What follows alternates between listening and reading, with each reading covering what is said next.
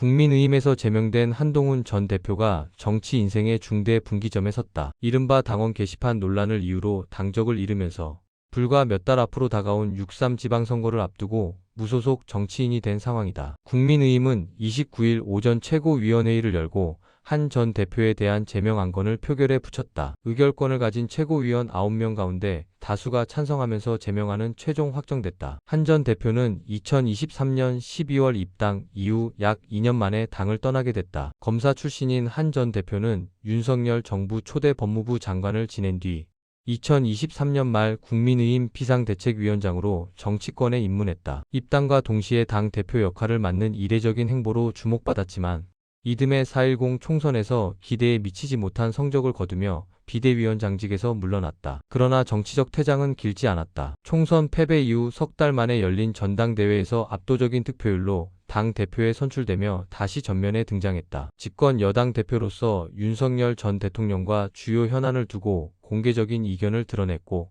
특히 김건희 여사 특검 문제를 둘러싼 갈등은 당정 관계를 극도로 경색시켰다. 이후 2024년 12월 비상계엄 선포와 탄핵 정국이 이어지자 한 전 대표는 정치적 책임을 이유로 대표직을 내려놨다. 조기 대선 국면에서는 국민의힘 경선에 도전했지만 김문수 전 고용노동부 장관에게 패하며 본선 진출에는 실패했다. 정치권 안팎에서는 제명 이후 한 전 대표가 당장 선거에 뛰어들기보다는 지지층 결속과 제도약을 위한 준비에 집중할 가능성이 크다는 전망이 나온다. 다음 달 초 잠실 실내체육관에서 예정된 토크 콘서트 역시 이런 행보의 연장선으로 해석된다. 최근에도 지지자들은 주말마다 국회 인근에서 제명 철회를 요구하는 집회를 이어가고 있다. 법적 대응 가능성도 거론된다. 당 윤리위원회 결정에 대한 효력 정지 가처분이나 징계, 무효 소송 등이 선택지로 언급되지만 친한계 내부에서도 실질적 효과를 두고 의견이 갈리는 것으로 전해졌다. 일부에서는 이번 지방선거에서 서울시장 출마 등 직접적인 선거 행보에 나설 수 있다는 관측도 조심스럽게 제기된다. 지방선거와 함께 치러질 국회의원 보궐선거에서 지역 공석이 발생할 경우